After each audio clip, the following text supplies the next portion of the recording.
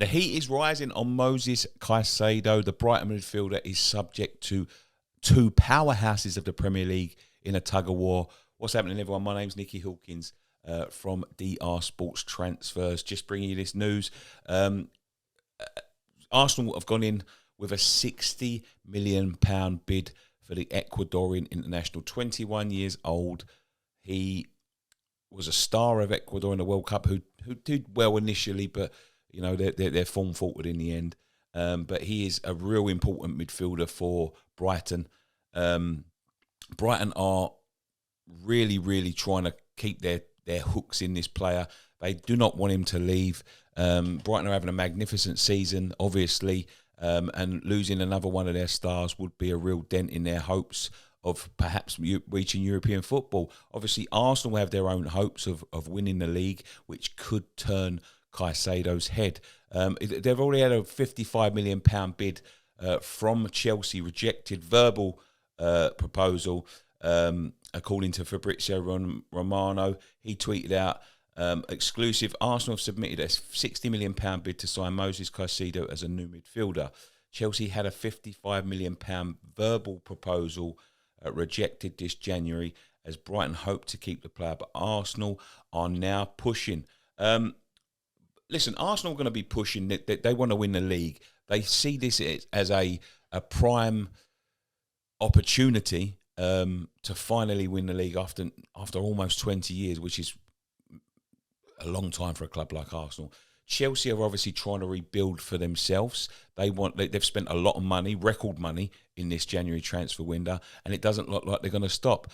They've already wrestled Mudryk from the grasp of Arsenal, Chelsea. Can they do this again with Caicedo? But as I said, Brighton are so reluctant to let him go. They've put a £100 million price tag on his head. It's important, I think, for Arsenal to get reinforcements. They've got a brilliant side. I think they're playing the best football that I remember Arsenal playing for a long time, since the early Wenger days. And they need reinforcements. Strength in depth is something that you need if you want to win the league, and that is where Arsenal find themselves at this time. We're we're over halfway through the season, and they've already lost Gabriel Jesus. They know that Eddie Nketiah obviously has stepped up to the plate, but they know an injury to someone like Thomas Partey could be pivotal in their title chase. It could cost them the title. It cost them Champions League, losses of form. You know, you need that squad to rotate. Just ask Manchester City. It is rumoured, however, that Arsenal are already made a verbal agreement with Declan Rice of my club, West Ham, of course, to make him a signing in the summer. He's given his word to Arteta that he'll come to Arsenal. So it does look like there's hope on the horizon for Arsenal in terms of attracting that top type of player. Thomas Partey's been magnificent this year. They've lost Jesus and Nketiah stepped up.